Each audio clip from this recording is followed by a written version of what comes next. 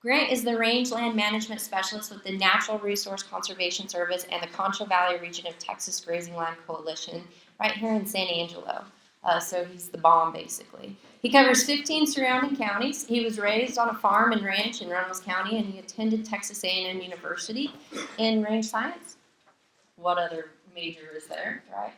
After graduating, he worked in a feed store and then the family business before getting hired on with the NRCS. He has been with the NRCS for 15 years and has worked in Snyder, Roby, Giddings, and San Angelo, and has probably successfully burned in all those places. So can we give Grant a round of applause and welcome him to our burn school? Thank you, Morgan. I think I got the hardest topic to talk about. I know it's easy to manage your livestock and grazing. You can build a fence, move your water, move your mineral and salt around. How are you going to manage smoke? You're going to start a fire and just watch the smoke go? You're going to have a big fan to blow it this way, blow it away from people? It's kind of hard to do. Smoke is produced when there's an incomplete combustion due to the lack of oxygen and completely burn the oxygen to completely burn up your fuel. So we'll have a lot of smoke on some areas, like high moisture fuels, you'll have smoke. You just have to learn to burn different, do a backfire to have less smoke. Carbon dioxide, water vapors are the largest components in smoke. They comprise 90% of the emissions of your smoke. The remaining smoke is comprised of hydrocarbons, particulate matter, and other compounds. Ozone, it's a critical pollutant. It's a main precursor to the greenhouse gases. It's produced by prescribed burning. When quickly diluted, it is dispersed into the air. It may bring prescribed burning under more scrutiny in the future. Ozone production is regulated by SIP. It's a state implementation plans. And we're lucky in this area, we don't have to worry about these ozone alerts. When I was in Giddings, East Texas, with Austin and Houston, being so close, we're always worried about the ozone layers in Austin. I know we're 60 miles away, but they made us kind of go by what they're having in Austin. So we didn't have to worry about burning. Carbon dioxide producing burns, it affects your global climate change, your greenhouse gases. We want to try to eliminate your carbon sink for short term. EPA in 1998, they passed a new law, regulations on particulate matter of burning. It goes from, the standards are now from the matter size from 2.5, which is fine particles, up to 10. So that changed the deal for all of us burning. The EPA is and will monitor and declare non-attainment states. We'll have to develop management plans to bring air quality in compliance. They start that in 2003. Everybody's abiding by it. EPA, I know, regulates the air pollution with the Clean Air Act of 1967. There shows you particulate matter of 0.1 in that. Visibility is a main concern during dealing with smoke and from prescribed burn. The EPA come in and regulate that. That's why, like on the plan that Chris was talking about, they're one of the agencies you have to contact. Make sure everything is under their deal. There are 3 criteria: pollutants concerned with prescribed burning, that's your particulate matter, your ozone, and carbon dioxide. Texas has a smoke management guidelines. With us, it's under the Range and Forestry Smoke Management Guidelines. We go by it. Many states have either voluntarily or mandatory smoke management guidelines that us as an agency, NRCS, has to follow when working with landowners and using prescribed burning in our conservation plans. The local state forestry service, the agency, environmental quality agencies can assist you with understanding the local state laws and that on these guidelines. Smoke management is an area of intense research and development regulations. We want to ensure safety concerns on the roadway, the main deal with smoke management. This is a 4-lane highway. This happened, I don't remember what year, but several people were killed as a result of smoke blowing across this highway. The landowner started as a prescribed burn, and the landowner acted on his own, didn't check the weather. During the burn, a 30-mile-an-hour wind shift occurred. Dry line moved through. There's no clouds to signal this wind shift, but it was forecasted in the forecast he got, the spot forecast. The fire got into some stored round bales of hay near the fence line. The thick smoke blew right over the road. The fatalities, people driving through it, they're slowing down to watch, see what's going on. People not slowing down, running into it. One guy got killed. He stopped on the side of the road, got out to walk across to see what happened. Guy coming through didn't see him, ran right over him. These road signs are helpful, but if it's on the road, we need flagging them, slowing people down. Everybody can read the sign, they'll see smoke, and they want to slow down and watch, but they're not slowing down to watch people coming at them or who's in front of them. They're watching what's going on, what's causing the smoke. Got too many, I don't know, some of these old ones, they call them rubberneckers because they're always, their heads jerking to see what's going on with them. Smoke management with atmospheric dispersal and inversions. There's two environmental factors that influence smoke behavior and need to be monitored when planning a prescribed burn. Dispersion is the ability of the atmosphere to dilute and disperse a compound such as smoke as it travels downwind. And inversion is where there's stable, warm air at higher altitudes, reducing the atmospheric dispersion. And the distance from the ground to the inversion layer is called a mixing height. These are all things we check when we get our weather report. We figure all these out so we'll know if we have a good day for burning. Here's an example from Del Rio. This was in 07, so this has been a little old, but it's still what we use for training purposes.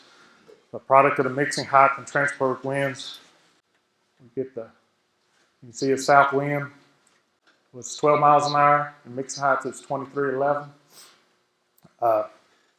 When you calculate for a day, you multiply them together, you get anything over 23, 24 is a fair day. So it'll be a fair day to burn. If you look on Thursday, you got a less wind, and the mixing height's about the same. But look at your 20-foot wind, see there's a little more. But you calculate it, and it comes to a poor category day. So this is some of the stuff we go by to figure out if the burn day is going to be good, watching the weather for our smoke management. You got your different wind directions on each day and the 20-foot winds, and that figures into your calculations. Here's just showing you the graphic of the approaching front. You can see the front lines here where your winds are kind of northeast here. You got east and southeast winds in front of the front. So this is one of your forecasts we go by also. Stable air versus unstable air. Stable air, it resists upward movement. That's warm air overlaying cool air. And you get your inversions from this. And you get stratus-type clouds. Your unstable air, it promotes upward movement. You got your cooler air overlaying the warmer air, you don't get your inversions, you get cumulus clouds forming. And that's why when you're burning, you need to be watching your clouds, how they're reacting, how they're going. Because your heat from your fire is going to cause it to act different also. You're trying to limit your smoke impact.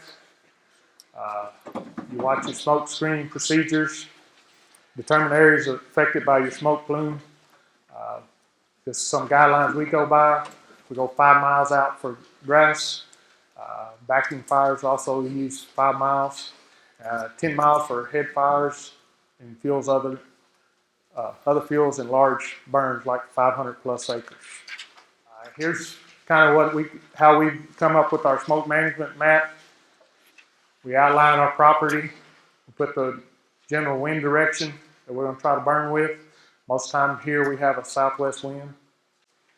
And we come in from the inside edge of the draw a line with our wind, and then we come out 30 degrees on each side. Here's our other boundary line, 30 degrees. I usually do 180. I've been on some fires. It's been a southeast wind predicted all day. We get burning. 3 hours later, we got a southwest wind. It changes so much. That way I'm safe and I can locate anything in the area. We do these. This area is, this one is south of San Antonio. Might know it. But therefore, this was in this burn area, they needed another wind direction. We located a school here, which our smoke's blowing right to it. These are your sensitive areas of we got to locate on our maps. Here's another school. We got I-37 running right beside us. We're going to have a chance to put smoke on it here. This is Loop 1604. We're going to put smoke right over it. So these sensitive receptors, we got to locate them on all our maps. On mine, I go out to 5 miles, but I put a loop every mile on it so I can know, like the first area, that first mile, they're liable to get smoke right away. Further down, most of the time we'll get enough lift to get the smoke away from us. But they want us to do the 5 mile area. Need to attach this smoke map to the fire plan. I know he had it on his list to have your smoke management on there, but have it on there and label everything. It's a good deal to keep and mark all the houses. Say that you got a widow lady living right here, and there's a chance you're gonna put smoke on her house. I have producers that go visit with her, say, hey, we're gonna burn. He goes, I'll buy you a motel room in town for the day we're gonna burn. Just so she's away from the smoke doesn't affect her. That'll help you in the long run. Keep you good relations with your neighbor. Other things to look for besides schools and that, hospitals, nursing homes, anything that has susceptible receptors around them. Here, when I'm burning it, it's not a big deal. At Giddings, we had houses. Most places were under 100 acres there. Here, I work with big ranches, so it's easy. I don't have to worry about a bunch of these marking them. Some of them 5 miles, I'm barely getting off the place. Some 3 miles, I'm starting to get on the edge of the place, which is very far off. I have one producer I'm trying to get burned. He's southwest of town here. Get a southwest wind blowing in. Guess where it's going to be? Right on the airport. And so it's kind of difficult to get a plan written for him right now. I'm still trying to get it done, but I don't think it'll be possible, not with the airport there, unless we get a good north wind for 3 or 4 days for us. It pays to advertise. Put these signs out. We usually put a sign on both sides. Even if the highway's not close, we'll put a sign just saying, hey, we got a prescribed burn down here. That way we know, advertising to the passerbyers that don't report it, and that if there's smoke on the highway, slow down and look. I know on our plan we put in there, we'll have flagging at the highway. If there's a chance of smoke getting on the road, we'll put flagging on it. When I'm burning, if there's a highway close, I'll send somebody down, just check. Say, hey, we got smoke. Is there any chance of it hitting the highway down there? And most of the time we're safe. I've been in some occasions where it's been a little smoky. Had people call in, say, hey, there's a little smoke getting on the highway. Is everything okay? But the wind usually helps us out. But the main thing is to get them weather forecasts and look at them. That's the only way to predict your smoke management. It's not easy as going out there and setting up a fan, blowing your smoke a different direction. We got to watch all your weather. And usually our spot forecasts are 2 days after the burn too. So in case some of these 10, 100-hour fuels are sitting there burning, we can always watch, see what that smoke's going to, which direction it's going to go on us. Any questions? I know it's quick. Ryan? What were you saying about the EPA, notifying the EPA on burn? When you're close to a big city, when they got the ozone alert, you got to contact EPA and make sure there's not. Here out west, we don't have it as bad as in larger cities than that, where you got to contact. That wouldn't be an issue. No, not out here. Eventually, it probably will.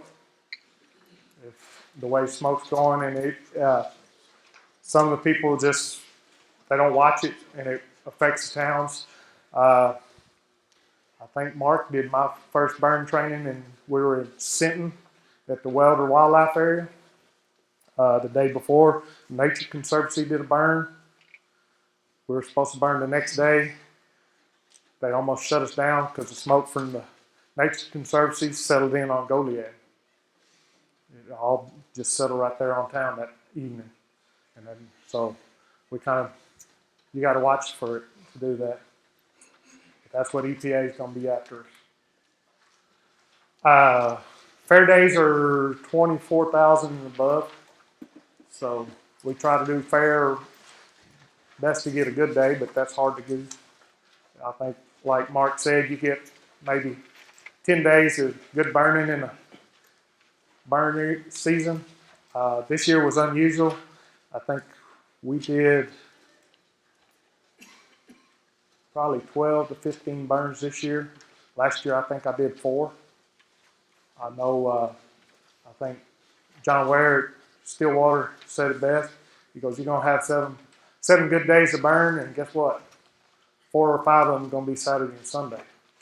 And for federal employees, it's hard to get us to where we can get out or get approved for doing it on Saturday and Sunday, but we can. Well, I myself could be on the highway. I'm not qualified. It's just to stop the people and we'll have one on each side just to stop them and say, hey, we got a car coming, wait till he comes by, or slow them down just to make sure they know. It'd be good if you could get a sheriff deputy to sit out there on both sides, but most of the time they're too busy to do that. Some of the ranchers, I know their neighbor, they may have a disability that they can't get out there and carry a torch and walk all day long. They say, hey, will you sit on the highway and just slow people down and stop them if we need to? And they'll have one of our radios. So you don't have to be qualified, just so you can slow them down. To add a little bit to what Grant's answer was, so TCEQ requires flagmen on busy highways or pretty much any highway. Now, TxDOT says you have to be qualified. You cannot be on my highway if you're not qualified. So there is some, error and discrepancies between our agencies within Texas. And that resides with the burn board stepping up and making sure that we're clear on what all agencies require, and there are a few things we need to iron out. I've heard stories of guys posting prescribed burn signs, and then TxDOT sees that sign and sees that it's not an approved official sign, and they will take that sign down and compensate it, and you got to go get it at their office. So there's a lot of work that needs to be done within Texas to iron out those issues, but yeah, Frank, it's a discrepancy for sure. Sometimes you can go to those local law enforcement agencies, and those guys work part-time jobs, and say if it's a sheriff's department, you can pay them, and they'll pay an off-duty deputy to come out there and do it for you. They do a lot of that on bigger highways, construction and stuff, so that's a possibility. Good point, Mr. Brinkley. Another, some folks out east, Justin Pinnick with Akron Forestry, he says he goes and gets his signs from actual TxDOT, from the local office there. And that way he knows he's getting an official approved sign, and he's satisfying TCEQ requirements while also keeping TxDOT folks happy. How do you get qualified to be a flagman? Helps you carry the flag in high school. That's yours, Morgan. You don't need a PhD for it. Okay, so the question was, how do you get qualified to be a flagman? They actually, believe it or not, at the last burn board meeting, we talked with the TxDOT representative, and there is a training course. It's 8 hours long, and it's all sorts of PowerPoint presentations and pretty insane literature, I'm assuming. So they officially say you have to be certified in it, and that's their training course. Once again, that's another issue that the burn board is looking to fix and make more simple, because there's no way in hell I'm going to go tell Frank Price he has to sit in an 8-hour flagman course. So we've got to make prescribed burning easier for ranchers and for folks like you coming into school. So that's one of our more recent charges with the burn board. An update to the TCEQ, Chris Shank can probably give you also more information, but TCEQ, and I'm going to hijack your talk, but TCEQ has recent regulations to suspend the burning during night rule that they have, and also the flagman rule and a couple of others as well. And those regulations are coming back through review, and they are taking public comment. So if you go to the TCEQ website, you'll be able to track down the prescribed burn guidelines and insert your public comment, which they will hopefully take into consideration when they officially accept it and make it a law. Does TxDOT keep email list or a list of qualified flagmen that might be out of work? If you share their name. If they want you to have it, keep track of who's got it. Would that be something? So the question was, does TxDOT keep track of updated official flagmen? My guess is no. I don't know for sure whether or not, but my guess is no. Your probably best bet is just to put in a courtesy call to TxDOT, to your local county office, and say, this is what I'm doing. Can you help me out? Do you have any signs? If not, please don't take down my sign. Anything else for Grant? Let's give him a round of